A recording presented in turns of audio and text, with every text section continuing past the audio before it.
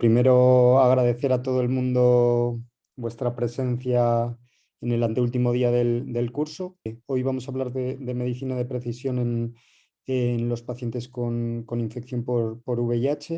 El doctor Asensi, que nos hablará de la llegada de la medicina personalizada o de precisión en el paciente con infección por VIH. El doctor Asensi es catedrático de la Universidad de Oviedo y desempeña su labor asistencial en la Unidad de Enfermedades Infecciosas VIH de LUCA. Ha sido investigador principal en diferentes proyectos FIS y del Plan Nacional y Regional de Investigación Básica y Translacional, y su trabajo de investigación acerca de infecciones osteoarticulares en sistema nervioso central y de lipodistrofia en pacientes con infección por VIH y de fibrosis hepática en pacientes coinfectados ha dado lugar a más de 240 trabajos científicos. Y además, el doctor Asensi es miembro del panel nacional de expertos encargados en redactar las guías de tratamiento antirretroviral de GESID. Bueno, muy buenas tardes. Mi presentación tiene que ver con la medicina personalizada, o si queréis, con lo que es la medicina de precisión y en la infección VIH. Bueno, estos son mis conflictos de interés, que los paso. Y realmente, ¿qué entendemos por medicina personalizada o de precisión? Bueno, pues es intentar aplicar a la prevención y al tratamiento de una enfermedad algunos aspectos novedosos. La variabilidad genética individual y aspectos que tienen con el entorno y el estilo de vida del paciente que le pueden beneficiar. Y eso es lo que es la medicina personalizada. Fijaros lo que es volver la vista atrás a aquel periodo negro entre el año 86 y 96 de la infección VIH, donde había muy pocos antirretrovirales, los que estaban disponibles eran poco eficaces y eran muy tóxicos, y realmente las posibilidades de cambio de uno a otro eran muy escasas porque es que había muy pocos, y las posibilidades de determinar si los pacientes eran resistentes a ellos o no eran muy escasas también porque estaban en pañales las resistencias a los antirretrovirales. Sin embargo, había otros aspectos que eran positivos, porque los pacientes eran pacientes jóvenes y tenían pocas comorbilidades y por lo tanto poca polifarmacia en relación con las posibilidades de interacción. Y esto tiene que ver con algunos antirretrovirales más novedosos que han basado su acción en el bloqueo del citocromo P450, es decir, el ritonavir y ahora el cobicistat, ¿no? Esos no existían antes y esos existen ahora y nos generan un problema de interacciones. Poco a poco las resistencias han ido apareciendo y realmente, afortunadamente, se ha avanzado muchísimo en el aspecto de las resistencias. De manera que en el año 96 hasta ahora hay 6 familias de antirretrovirales que tienen las peculiaridades de tener una barrera genética muy elevada, muy poco tóxicos, pero los pacientes han ido envejeciendo con nosotros. Lo digo yo que ya tengo una edad ya próxima a la jubilación y han contraído comorbilidades y han tenido que recibir otras medicaciones para el tratamiento de las comorbilidades. Eso, unido a la aparición de antirretrovirales que bloquean el citocromo P450, ha generado problemas. En cualquier caso, la medicina personalizada de precisión ha sufrido un impulso grandísimo desde el año 96, en muchos aspectos, que son los que vamos a ir tocando muy puntualmente. En la mejoría de las resistencias a los antirretrovirales, en la aplicación del HLA y del CCR5, que por cierto ya Santiago Moreno ya lo comentó en la infección VIH y en su tratamiento, y la introducción de biterapias y la terapia long term, de que luego hablaré. Y finalmente vamos a decir unas pinceladas, porque él también ya lo comentó, de la aplicación del CRISP y de las CAR T-cells en el VIH. Bueno, realmente, fijaros, con el paso de los años hemos sabido que siempre la simplicidad es muy positiva en todo. Pues esto también se aplica a la infección VIH. A menos comprimidos y a menos tomas, mejor adherencia al tratamiento, mayor supresión. De manera que ese es un concepto muy sencillo pero importantísimo. De hecho, los tratamientos ahora mismo están basados fundamentalmente en una sola pastilla, es lo que llamamos STR, el acrónimo de Single Tablet Regimens, y aplicación una vez al día, o QD si queréis en inglés. Bueno, vamos con las resistencias. Fijaros lo que se ha mejorado. Lo que se ha mejorado ahora extraer la sangre del paciente con infección VIH y poder determinar las resistencias. Bueno, inicialmente se hacía de una manera muy rudimentaria mediante unas tablas, y con el paso del tiempo se han aplicado otros sistemas de resistencia, como la aplicación de unos algoritmos o modelos estadísticos que nos han permitido tener un perfil de resistencias que podemos aplicar en el tratamiento del paciente. Y esto es de un paciente de la consulta. Veis que tenemos 3 resistencias arriba a los inhibidores de la proteasa, 3 resistencias, mutaciones mayores, y veis que abajo la Universidad de Stanford, que quizás sea el portal más popular y más útil para el estudio de las resistencias. Nosotros cebamos el portal con nuestras mutaciones y tenemos abajo vamos a ver unos resultados en cuanto a que algunos tratamientos con inhibidores de proteasa son menos eficaces y otros son más eficaces. Fijaros, cuanto más alta sea la puntuación, peor. Va muy mal parado el lopinavir y va mejor parados atazanavir y darunavir. Bueno, otro aspecto de las resistencias es este Geno2 Fenoserver, que este es un sistema de resistencias que permite también el uso del correceptor. Pero no me voy a parar mucho aquí. Vamos a ver otros aspectos que tienen que ver con el VIH y que han estado muchísimo en boga. Vamos a decir, desde el año 2010 hasta el año 2018-19 aproximadamente, ¿no? Fijaros, y esto es la aplicación de unos polimorfismos de unos genes que de alguna manera contribuyen a la metabolización de los antirretrovirales.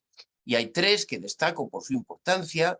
Uno es frente al abacavir, el HLA-B5701, frente al tenofovir, polimorfismos en este gen que es de un transportador, el ABCC4, o frente al efavirenz del CYP2B6, que contribuye a regular los niveles plasmáticos de efavirenz.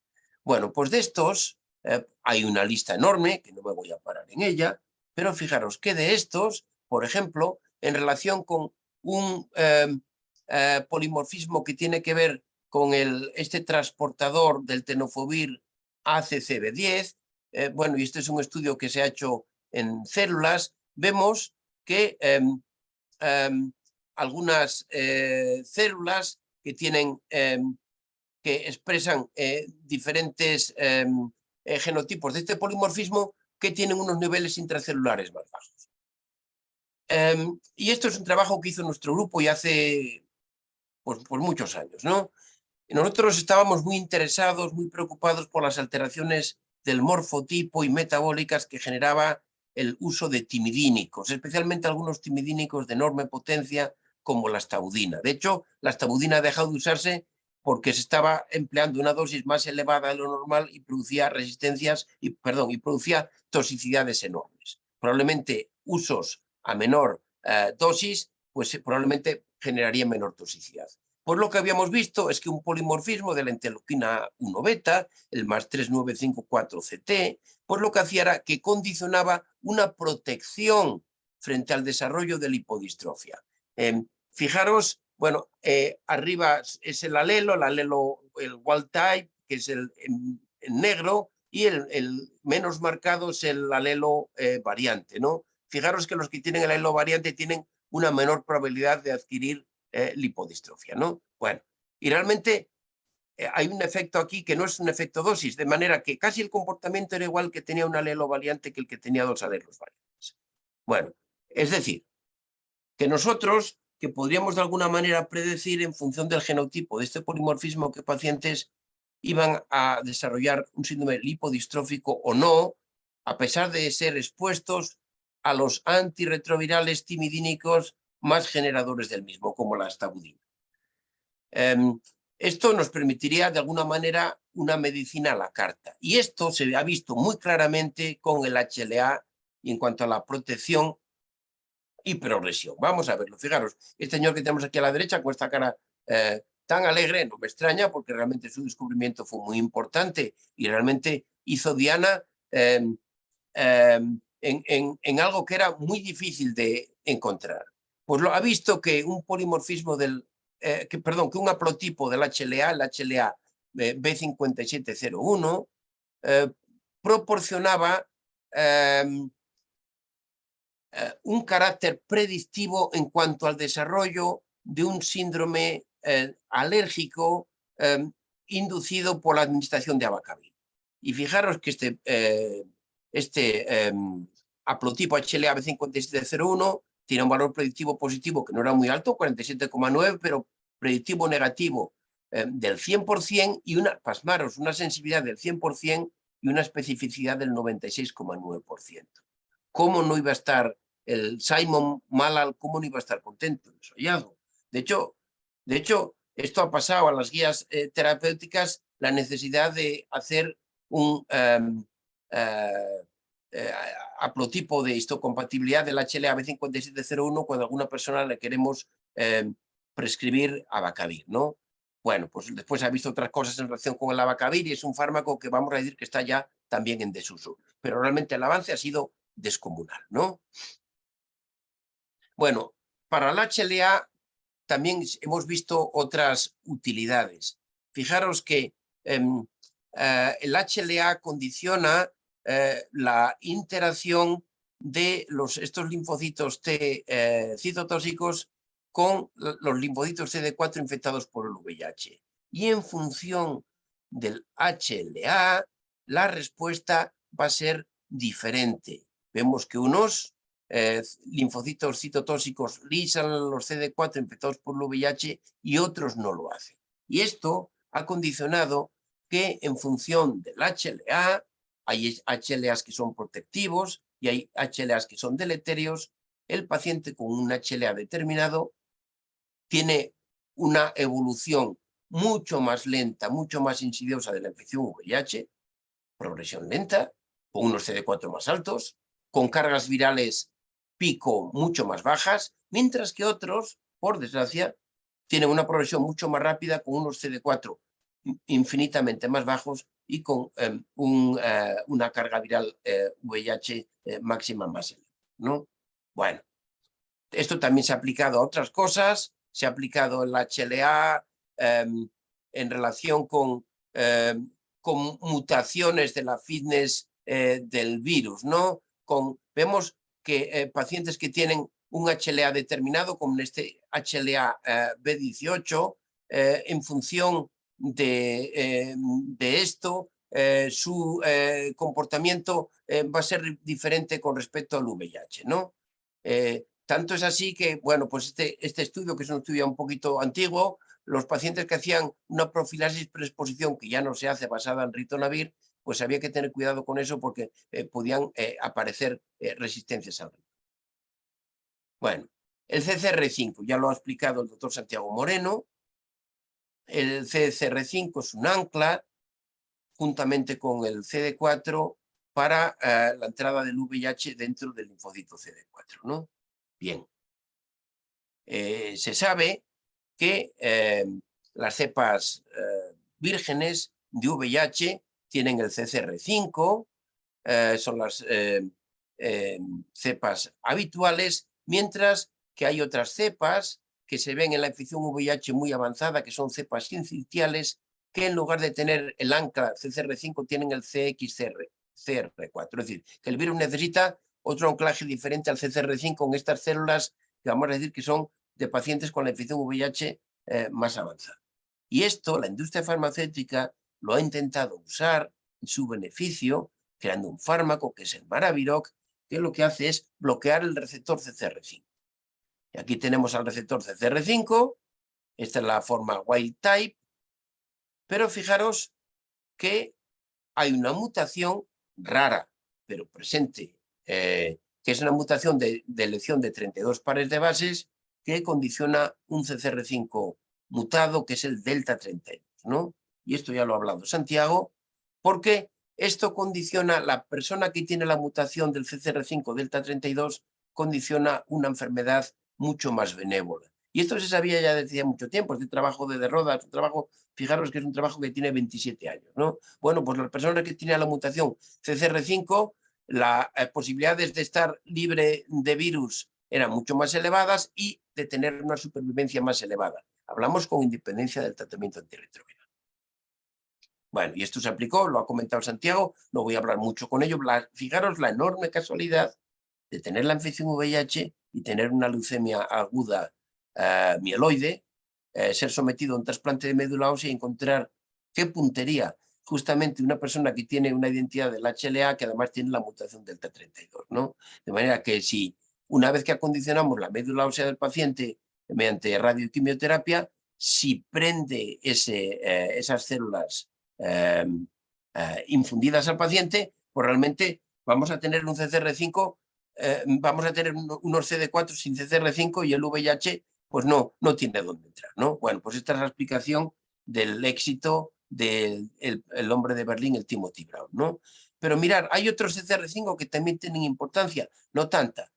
Hay esta mutación del CCR5, la 59029, que se aparece en un porcentaje más elevado de la población, que también puede condicionar de alguna manera la evolución. Y lo vemos aquí, y este es un trabajo antiguo, pero este es un trabajo en niños, ¿no? Se vio que la variante, los niños que tenían la mutación del CCR5, la 59029, en relación con los que no la tenían, fijaros que el porcentaje de progresión libre de VIH pues era mucho mejor, ¿no? De manera que también condicionaba el anclaje del VIH. Bueno, y algo parecido se vio en Australia con un paciente que tuvo la desgracia de contraer una infección VIH a través de una transfusión. Este paciente tenía algunas peculiaridades. Tenía la mutación delta 32 y tenía otras mutaciones en el HLA-B57 que determinaban, por una parte, que el virus se anclase mal en los CD4 y por otra parte que su sistema inmunitario pudiera hacer frente al virus, ¿no? Bueno, pues este paciente que ha sido seguido, fijaros, desde el año 81 hasta el año 2014, es decir, estamos hablando que son 20 años, 35 años de seguimiento, pues mirar lo que se ha visto. Se ha visto que después de este tiempo, infortunado pero afortunado a la vez australiano, tenía negatividad del VIH en los linfocitos de sangre periférica, la sangre total, en la biopsia, en los linfocitos CD4 de la biopsia intestinal, en las células de memoria, etcétera, ¿no?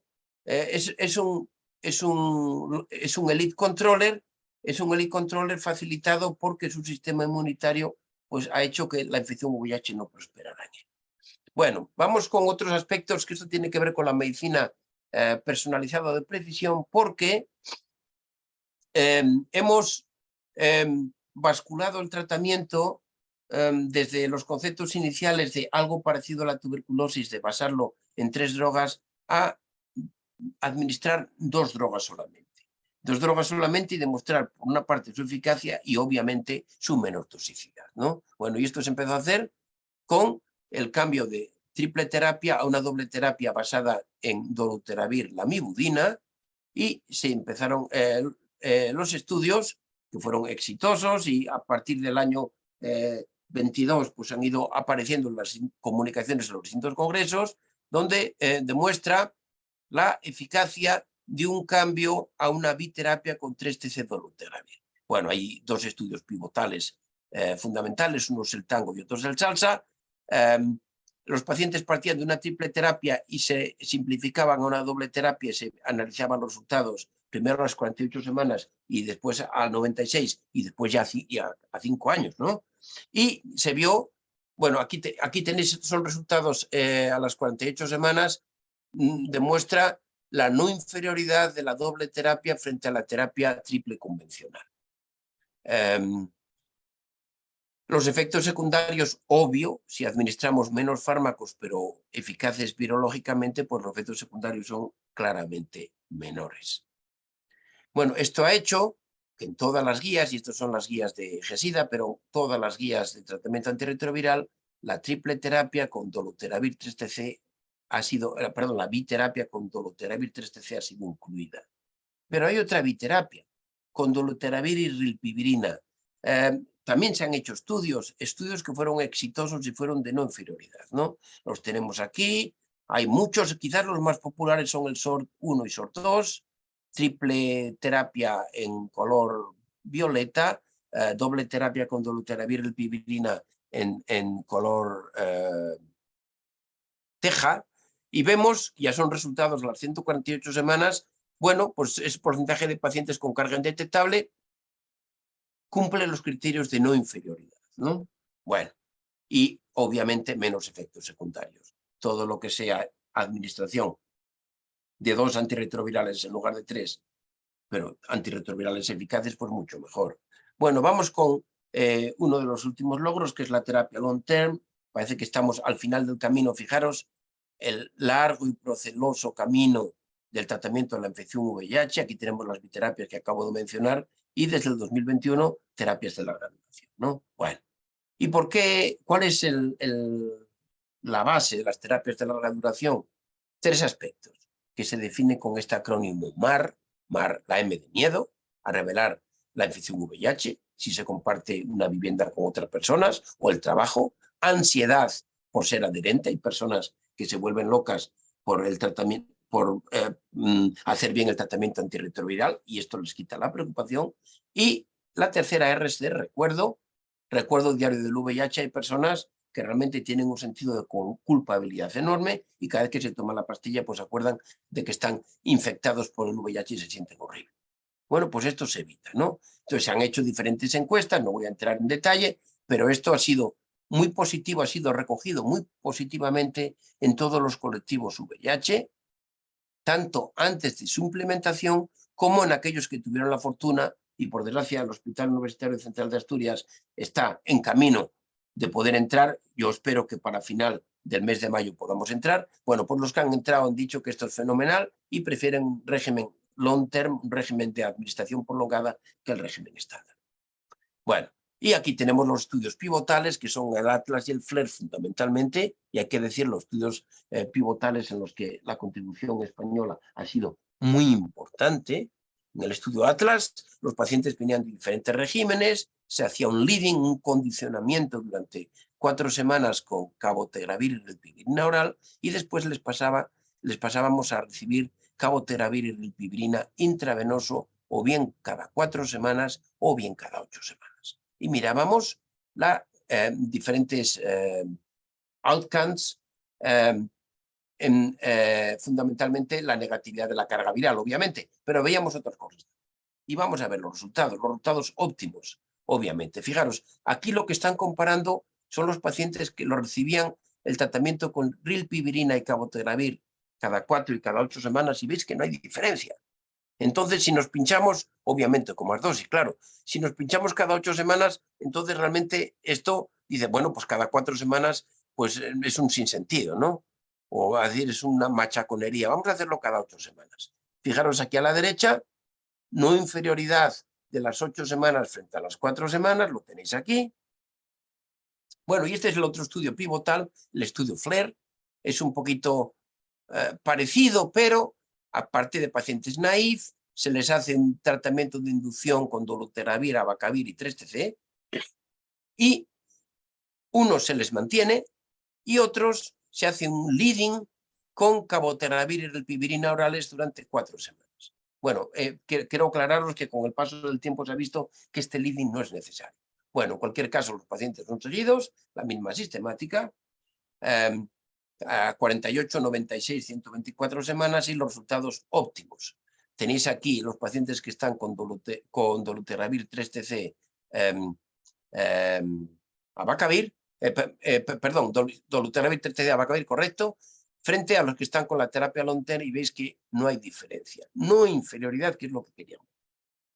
Bueno, se hicieron estudios farmacocinéticos que han demostrado claramente que se mantienen unos niveles tanto de cabotegravir como de rilpivirina por encima de los valores necesarios para inhibir la replicación del VIH, más evidentes con el cabotegravir. Con la rilpivirina se tardó más. Fijaros, con el cabotegravir a las 44 semanas conseguíamos este estado estacionario. La rilpivirina, fijaros que la curva tira para arriba.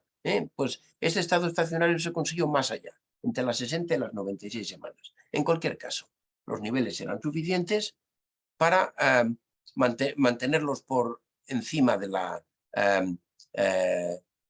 contracción inhibitoria de la replicación del VIH cuando se administraba cada 8 semanas. Bueno, pues efectos secundarios pues muy pequeñitos, vamos a pasarlo. Y esto es un poquito cuestionario de satisfacción de los pacientes que dijeron que estaban felices con la inyección. Bueno, vamos a ver algún otro aspecto, ya estoy terminando mi presentación, aspectos a mejorar en la medicina personalizada o de precisión del VIH. Uno de ellos, yo también me muevo al mundo de las infecciones y de los antimicrobianos, bueno, uno de ellos es los niveles plasmáticos de antirretrovirales. Hasta ahora no hemos echado mano de ellos, pero quizás ahora con la terapia long-term vamos a necesitar niveles de no análogos, niveles de ribivirina o niveles de inhibidores de proteasa o inhibidores de las integrasas. Y por otra parte, mejorar los mecanismos de control de la adherencia al tratamiento antirretroviral, algún sistema que mejore la adherencia. Realmente ahora mismo estamos basándonos en la recogida de la medicación en los servicios de farmacia y en lo que los pacientes nos cuentan. Bueno, vamos con la edición génica con CRISP, y esto lo comentó el doctor Santiago Moreno, y muy bien precisamente. Bueno, a ver, el CRISP es una herramienta que permite cortar el material genético y modularlo a nuestra manera y refundir las células genéticamente tratadas al paciente, ¿no? Y se usa, tiene muchísimas utilidades en oncología, en enfermedades genéticas y en enfermedades infecciosas. Bueno, pues en este sentido, él ha puesto varios ejemplos. Este es uno de ellos. Y este es el trabajo de Wu, este también es un New England, pues lo que hizo fue a un paciente que tenía una leucemia linfocítica aguda, pues lo que hizo es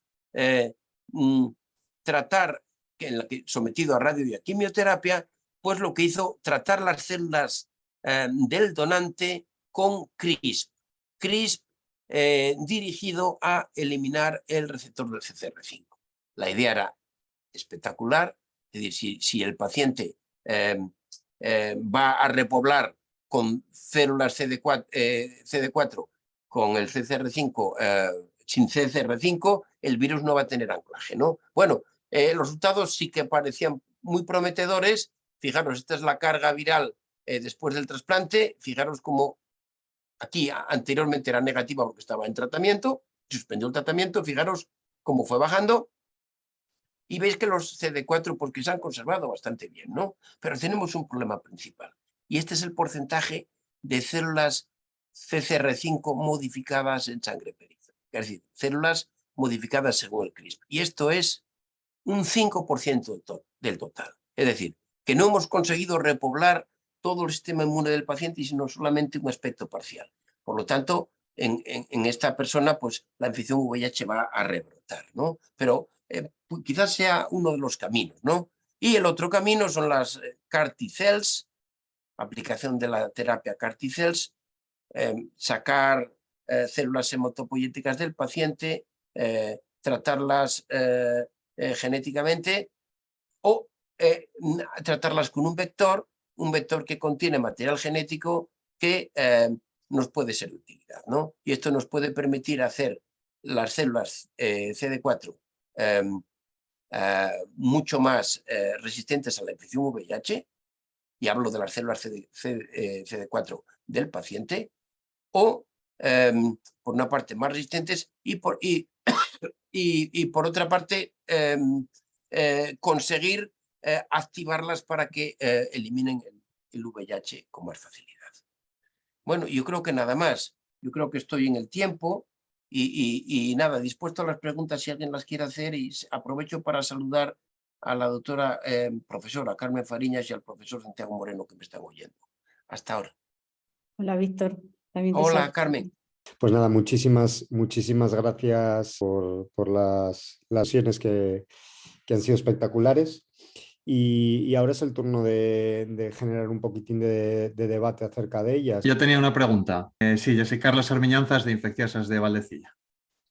La pregunta en realidad es para los dos, pero sobre uno de los primeros comentarios del doctor Santiago Moreno, que en realidad, o sea, quizás el inicio ha sido como un golpe de realismo rozando el pesimismo, cuando a lo mejor más bien hubiera sido de descorchar botellas de champán el que en estos años pues hayamos conseguido controlar el virus de una manera pues que efectivamente quizás no es lo que nos gustaría a todos, pero pasa igual, queremos equiparar la infección por VIH a otras enfermedades, la diabetes a día de hoy tampoco se cura y no estamos en cada consulta o no están preguntando a los pacientes en cada consulta que por qué no se ha sacado nada para curar su diabetes, ¿no? Están contentos pues de que sus pastillas son cada vez menos tóxicas, tienen, yo qué sé, las insulinas pues cada vez más finas y tal. Y nosotros estamos en esa misma situación en realidad. O sea, estamos con unos tratamientos porque son cada vez más cómodos de recibir, que tienen la opción incluso de long acting, pues de administrárselos cada 2 meses en algunos casos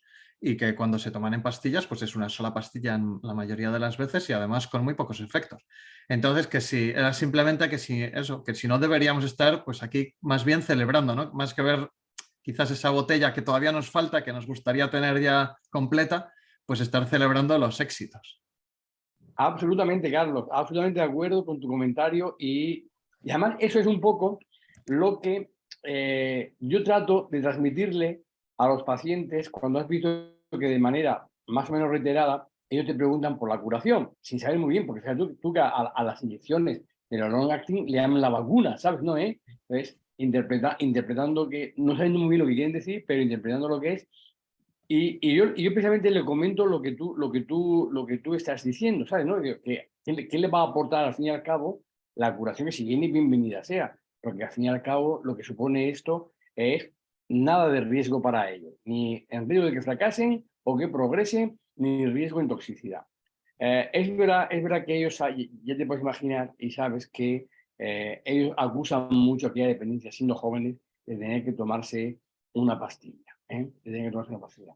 Pero tú fíjate que te voy a decir una cuestión que yo he reflexionado además, y ahondando un poco en lo que tú dices, que yo no sé si la forma de curarse, de llegar a lograr para el VIH, iba a impedir que los pacientes no tomaran ningún tipo de medicación, porque con una estrategia como la que se propone, esta que hemos estado comentando de Shock and Kill, seguramente los muchachos tendrían que tomar PrEP, ¿sabes? Timothy Brown tomaba PrEP porque él se podía infectar en ese caso por un virus que no fuese R5, sino que fuese X4, por ejemplo. Si tú eliminas todos los reservorios, imagínate, curas por completo a un muchacho del VIH, teóricamente tú no lo has dejado inmunizado para no poder volver a infectarse, digo yo, ¿no? Es decir, alguien en el que hubiéramos probado esto mediante una vacuna que ayuda a los CD8. Chico, el hombre seguiría como al principio sin VIH, pero expuesto a poder reinfectarse, ¿sabes? Con lo cual, tú fíjate, me da por pensar en eso y por tanto cualquier estrategia de curación que propongamos para el futuro debería tener en cuenta el hecho de que no permitirá la reinfección, porque si no, hemos hecho un pan con unas tortas, ¿sabes? Es decir, doble motivo para celebrar lo que ya tenemos sin anhelar lo que está todavía por venir. Sí, esa reflexión, Santiago, que haces es muy, bueno, es muy importante, por supuesto, pero esa la podemos aplicar a muchas infecciones, claro, la puedes aplicar también bueno, no voy a decir al virus de la hepatitis C no porque tiene tratamiento, pero sería lo mismo, sería tratarse, evitar la reinfección, te reinfectas y volver a tratarte, etcétera, etcétera, etcétera, ¿no? Es decir, no te crea protección, ¿no? Pero bueno, otros agentes que producen infecciones de transmisión sexual, como el treponema pálido en Santiago, por motivos que desconozco, nunca se ha prestado atención a producir una vacuna, ¿no? Y no sé si tú puedes, y me estoy saliendo un poquito del tema, pero tampoco entra dentro de la medicina de precisión y entra dentro de la PrEP. Esto, ¿no? No sé si nos puedes ilustrar un poquito en esto. Pero justo el punto que tú dices, ¿verdad? Claro, depende de cuál sea, en el caso del VIH, la estrategia curativa, que fuese más o menos traumático el infectarse o no reinfectarse. Me refiero, si para curarte del VIH tuvieses que hacer, imagínate, 6 meses de una terapia intensiva tóxica, sería un drama. Hombre, si es la curación como la de la sífilis de una inyección, pues es menos grave, ¿sabes? ¿No? Es poder infectarte, porque pones la inyección al siguiente y te curas, O sea que en eso ya es tu razón. es lo que pasa con el virus C, con los tratamientos actualmente tan ideales del virus C, con los muchachos que tenemos que se reinfectan 3 y 4 veces, lo único que nos crea es problema de conciencia de utilizar recursos de manera repetida en quien se empeña en hacer las cosas mal hechas, ¿no?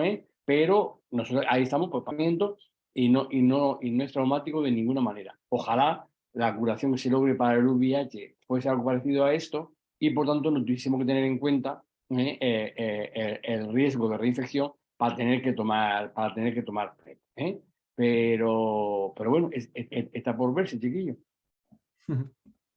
Pues al hilo de lo que dice Víctor, Santi, tú que has estado en el CROI y que ya que esta forma de... Bueno, lo primero, muchas gracias por las presentaciones que nos habéis hecho. Y bueno, ya que has estado allí en el CROI, Víctor, ¿tú has estado en el CROI? No, por desgracia, Carlos. Ya que la curación lo vemos ahí a 40 años vista, si no es 30, ojalá sean 20, ¿cómo vamos con las vacunas? ¿Se habló mucho de vacunas en el CROI? Nada, poquito. Sabes que hemos asistido a un nuevo fracaso, ¿no? De hecho, perdóname, claro que se habló, sí, de hecho hubo una sesión especial dedicada al estudio mosaico, ¿sabes? ¿No? Esta era una vacuna de Janssen que estaba desarrollando para la prevención del VIH, se había puesto bastantes expectativas, querida, y resultado cero.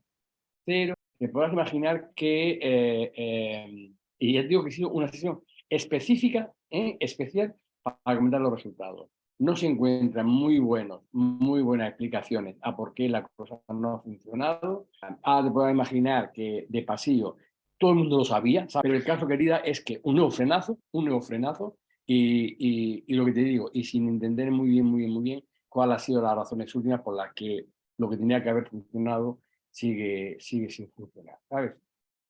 ¿Tú crees que ahora con las nuevas vacunas que estamos ensayando para el SARS-CoV-2 y demás, se comentó algo de que hay un futuro más prometedor que lo que llevamos ahora estudiando de vacunas? ¿O también piensan que esto concretamente es que, fíjate, todos los virus van sacando algo menos al VIH? Yo no sé si quieres comentar un poco de eso también, Víctor, si quiere. Dejo que el gran experto, por los morenos, lo haga. No, ¿sabes qué pasa? Claro, que efectivamente, ¿sabes que Moderna ya estaba trabajando en una vacuna de RNA para el VIH? Igual que estaba para el CMV y para otros virus, estaba trabajando una mujer, la gente de Moderna con esto. Y ahora parece que la han reactivado, ¿sabes?